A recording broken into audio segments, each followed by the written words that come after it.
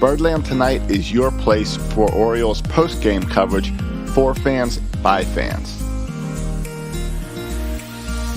All of the hosts on Birdland Tonight are Oriole fans that are either writing blogs or doing podcasts about Orioles. Head on over to birdlandtonight.com to learn more about the hosts and other shows and websites that they're a part of.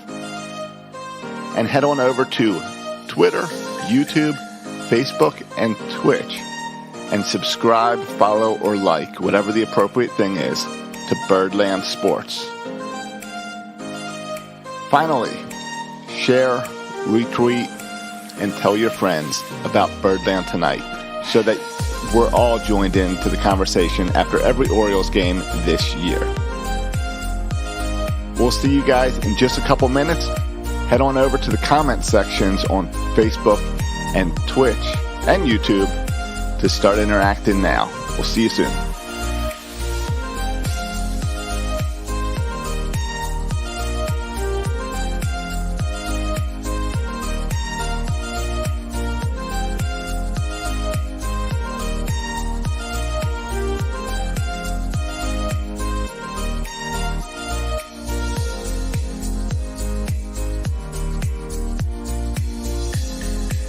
Did you know Birdland Tonight is also a podcast? Head on over to your favorite podcast app and subscribe to Birdland Tonight to get the audio of this show every morning ready for your commute.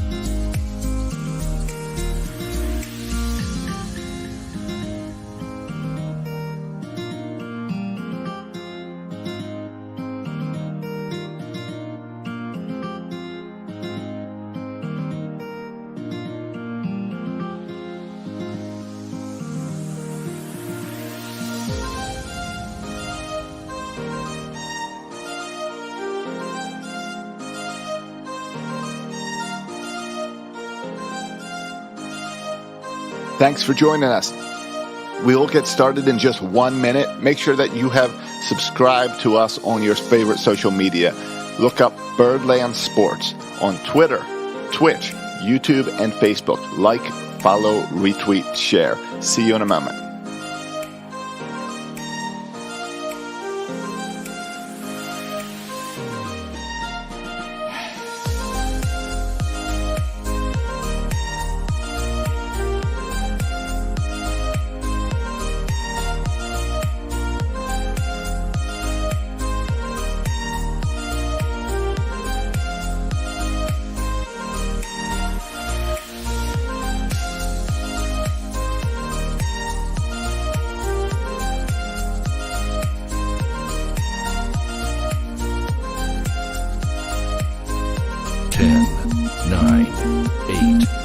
Seven, 6, 5, 4, 3, 2, 1.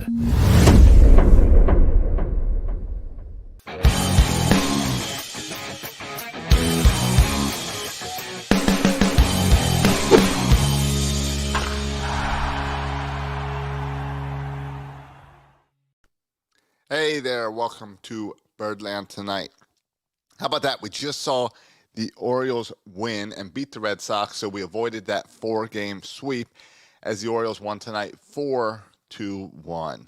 And yeah, there were some big home runs from Mountcastle, a solo shot, and Mancini, a solo shot. But for me, the excitement was in that 8th inning because it was small ball. It was smart hustle ball. from all starting with Mullins on getting a triple out of a little blooper over the third baseman, hustling around to a ball that had a chance to be caught, but it wasn't caught, so he got to second. When he got to second, he realized that because the left fielder, the shortstop, and the third baseman all went after his little blooper in the left field, it meant third base was wide open, so he took third base as well. That's the type of hustle I like to see from my team. Anyway, welcome to Birdland Tonight. This is the Orioles postgame show, the only interactive Orioles postgame show, the only postgame show that you can watch outside of the Madison broadcast area because MLB .TV cuts off as soon as the game ends if you're like me and live outside of Maryland. So we're going to break down this game. Make sure you comment along. It's your chance to steer the show. Make sure you follow Birdland Tonight on all your favorite social media at Birdland Sports on Facebook, on Twitter, on YouTube, and on Twitch. Whichever your preferences is. My preference is Facebook as far as watching the show. I think it's easier to comment there and all that. I know there's lots of people who do not like Facebook, but I don't care. You can use whichever one you want. Twitter, YouTube, Twitch, they're all great. They all let us comment along. Then go on over to your favorite podcast app and subscribe to Birdland Tonight. If you're in the Apple's podcast app, give us 5 stars, write a little review. That type of thing helps out a lot so that when people go into the podcast app and search Orioles, they will see Birdland Tonight right there at the top with other shows like Section 336 and the official Orioles shows. So that's all the business side. Let's set all that aside. Got excited, jumped right into that 8th inning because that was, for me, what I've been wanting to see all this year, and that's what I think the Orioles need to build on. But let's back up. Let's start at the very beginning of the game. So this game was started by Jorge Lopez. Lopez, the deepest he's gone in a game before now was 5 innings. And we kind of accepted, well, if you can get limit it to 1-2 runs and give up 4 innings, that's the best we can get from Lopez. Tonight was different. Tonight, he went a little deeper in the game, 5 2/3 of an inning, which is great. I mean, it's his longest run so far this year, 5 2/3. So almost 6. That really helps out our bullpen. When you look at his stat line, he got 5 strikeouts. He had given up 1 run and only 4 hits and walked 0 batters. This is the best outing from Lopez all season. And let's hope he can build on that. Let's hope it gets a little bit of that John Means effect or Matt Harvey effect, where every inning, every game, it becomes better than the one before. So, Charlie, we'll talk about this dirty pitch. There's no such thing as a dirty pitch. When you pitch and the ball goes in the dirt and you swing, it's your own fault. So, as far as that, I believe the dirty pitch they're talking about is a pitch late in the game, but I don't know. I'll do some research. I honestly missed a lot of the game and had to do the little fast forward catch up. But again, 5 2/3, 4 hits, 1 run, 5 strikeouts. Lopez's best start of the season. That's exciting. I just had a conversation on Section 336 earlier tonight. You can go check out Section 336. And we talked about our pitching staff and how we've got John Means showing that he's an official ace. We've got Matt Harvey showing that he can be this old guy veteran, this old guy you can rely on that doesn't have the fastball, the hard-thrown ball that he used to have, but he can still outsmart batters. And then we got this question mark of what's going on with Zimmerman or Kramer, or we've tried to bring up other people, and it just didn't work out. Then we've got Lopez, who we've been okay with. All right, we get 4 innings. And then what's the kind of point? So 5 2/3 sounds great to me. Ice Tracks is saying 5-5, 2-1, 2-0-0. Run scored by the opposition in the 5th inning when Lopez has started. Okay, so you're saying that the 5th inning, Lopez has fallen. Got it. So, all right, great stats up there. So I believe what you're saying is that Lopez is finally getting better and getting a little deeper in games. Where the first couple times when he got to that 5th inning, he's giving up 5 runs, 2, 1, 2, giving up a bunch of runs. The past 2 outings, no runs in the 5th inning from Lopez starts. That's great. That's the type of stuff that you want to see the Orioles building on. So, great start by Lopez. Tanner Scott did exactly what you need Tanner Scott to do. You brought him in the 6th inning. You needed him to get 1 out. And he threw the fastball. He got the strikeout. Done for Tanner Scott. That's what I need Tanner Scott to do. I need him as that specialist to come in and get me the out and get me out of the inning. Great to see that from him. Next inning, Latkins came in, or Lakins, however you pronounce it. I say Latkins. Pitched 1 inning, got 1 strikeout. Again, no runs. Fry came in, 1 inning, 2 strikeouts, no runs. And then we got Mr. Dead Fish himself, Valdez, coming in for that 9th. 2 strikeouts, no runs, gets the save, puts the Orioles back in the win column. I've mentioned before, I think on Birdland Tonight, if not Section 336, about how there was a great article early in the season about Valdez and this dead fish and how it just drove the Red Sox players crazy because they could not figure it out on that opening series. So we haven't gotten to see him this series because of the struggles the Orioles have been having in this homestand. So it was great to see him come out today and once again embarrass the Red Sox bats.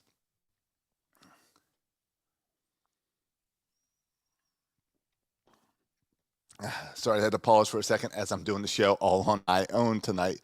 Let's talk a little bit about the offense the Orioles had, because there's some exciting things going on the offensive side of the ball. 2 dongs tonight, Mancini and Mountcastle. Those are who you want to see the long balls from.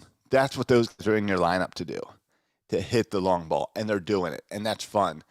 And I love that they're back-to-back. I love them as number 3 and number 4. So it has been a while since Valdez has pitched. I'd have to look that one up, Charlie, but it's definitely been a while since we've had a save situation. So at the plate, Mullins, great work in that 8th, like we were talking for that triple to get his hit and then score. Hayes got no hits, but he did get on base with a walk. Mancini got 2 hits, one of them being that dong. Mountcastle, 2 hits, a single and a dong. Severino, big night for Severino. We all want to complain about Severino. He got 3 hits tonight. So great move from Severino tonight. Galvez didn't get a hit, but he did get an RBI. Franco got a walk. And then Valleca. Second baseman Valleca. What do I say all the time? We do not have a real second baseman.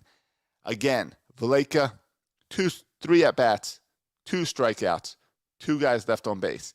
Not good from Valleca. Not what we want to see from second base. McKenna, struggling, but he got a hit today.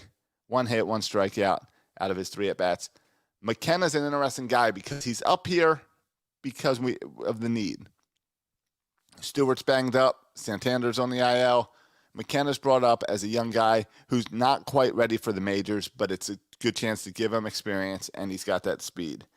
Mullins was super smart on the bases.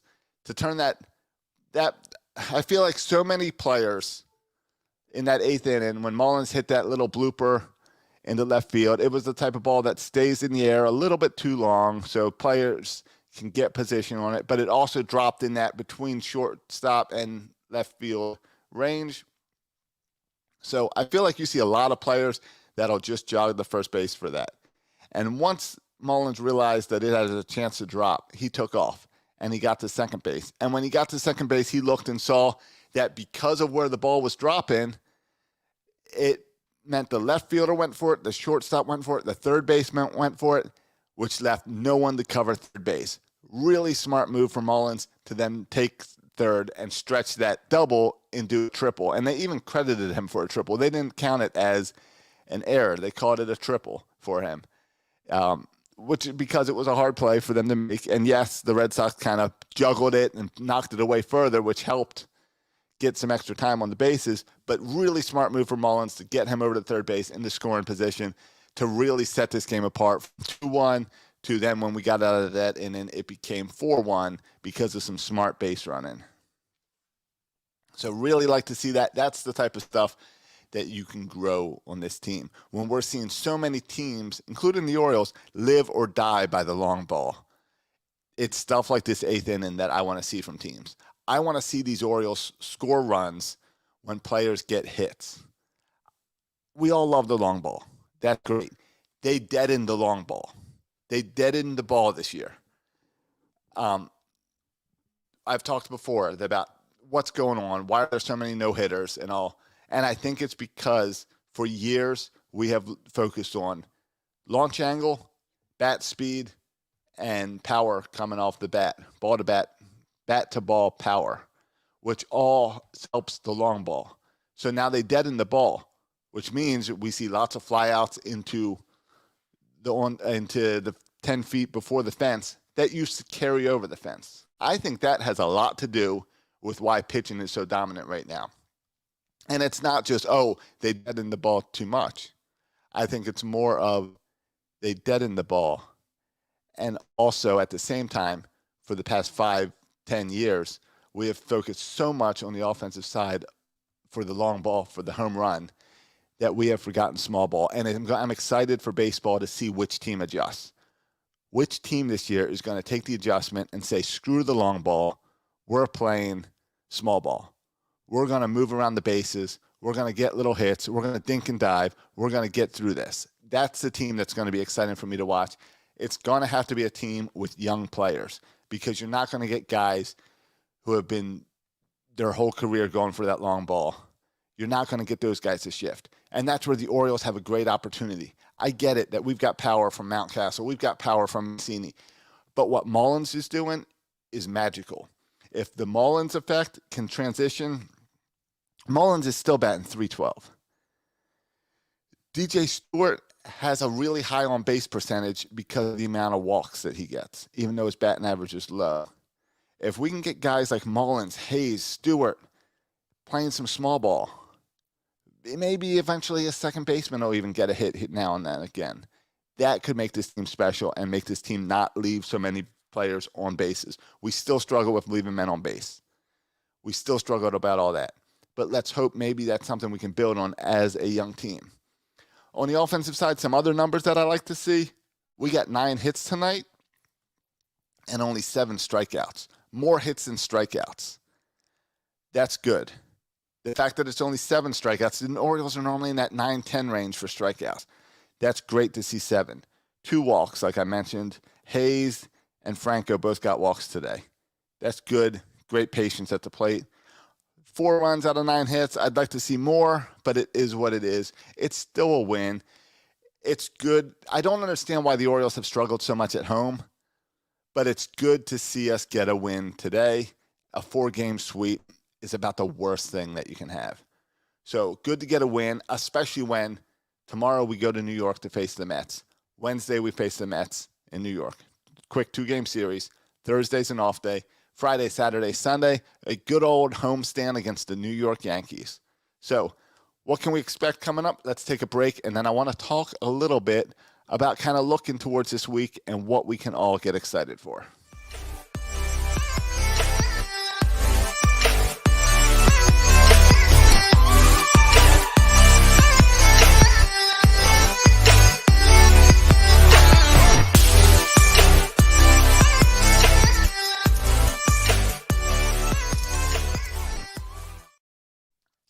All right, welcome back to Birdland Tonight. Not sure if you guys realize this. It's pretty difficult to talk nonstop about the Orioles all by yourself when you're talking off a camera. So I'm getting used to this, enjoying it. Thanks for tuning in to Birdland Tonight. Definitely hop in with the comments and let's talk. Like I said, tomorrow we take on the Mets at a 7:10 start. I like that. What I like even more, Mr. John Means, Mr. No-Hitter John Means is on the mound. So we all know what that means. He's Mr. 4-0. He's Mr. 1.37 ERA. He's going up against Stroman. So it's not like it's not like this is a a gimme game, but the Orioles have played good on the road. The Orioles bats did good tonight. Let's hope that can continue tomorrow. What we do know is that John Means always puts his team in a chance to win games. So that's what I'm looking for tomorrow. And Wednesday, I'm excited about Wednesday. Work is crazy, and it sucks that this is a 12-10 start because I'd really want to watch this game. Because it's Matt Harvey going back to Citi Field. 12-10 start, as I mentioned. But Matt Harvey, who has been building on every start, and every start being a little better than the other. And here he gets to go back to Citi Field, where the Dark Knight made his name, where he was the best that we've seen, where the team let him go because he was not the guy that they knew. I'm so excited to see what Matt Harvey does on his return to Citi Field. Now, we've seen this go great with players, and we've seen this go horribly wrong. So let's hope he's not going to press too hard. Let's hope he builds on everything else he's done this year. And I can't wait to see that Matt Harvey versus Walker Wednesday afternoon. For Birdland tonight, I'll be with you on Tuesday night after the John Means start. On Wednesday, I'm not sure off the top of my head who's covering that game, but we'll be here for you more than likely. We had a little problem where we couldn't get someone to cover Mother's Day. A lot of moms having some demands, but you know how it goes. I'm sure you guys had the same issues, and it was an ugly game to talk about anyway. Birdland Tonight should be here for you Wednesday, and then this weekend, Birdland Tonight's here for you Friday, Saturday, Sunday as we take on the Yankees. I'm excited. I am flying up to Baltimore this weekend. I will be in Camden Yards on Friday night and Saturday night. Can't wait to cheer on the O's. Let's figure out, well, it's nothing for us to figure out, but let's hope that the Orioles can figure out why they're struggling at home. Now, maybe it's a strength of schedule issue. Maybe it's the fact that these home games have been against Boston, Seattle, Oakland, New York, then more Boston. This weekend's more New York. It could be a simple fact as Boston and New York has been in that home schedule a lot. And that's the exciting thing is that the schedule, I think it gets easier after this Yankee series because then we don't play Boston and New York again until when is it? August. So we got June, July where things calm down a little bit, where we play the teams like the Nats, the Astros, the Indians, the Twins, teams that are playing well right now, but they're not the Yankees and the Red Sox, which we see all the time and struggle with all the time. So I'm really curious to see what the Orioles do over this next month, what the Orioles do when they get away from playing AL East teams and play some other teams, and if they can grow. Right now they are 16-19, 5.5 games back. The last 10, they're 5-5.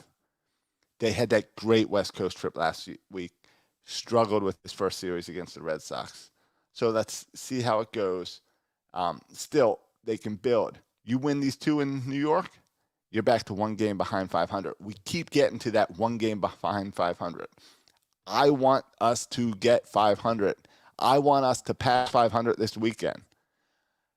How special is that? That this team, I get that we're in last place. I get that Fangraphs still has us as 0.0 chance of the playoffs. It's all about individual performances and how, as well as how they play as a team, how Hyde uses this bullpen. This bullpen has been used excellent for Hyde. For the most part, this pitching staff has been doing really well.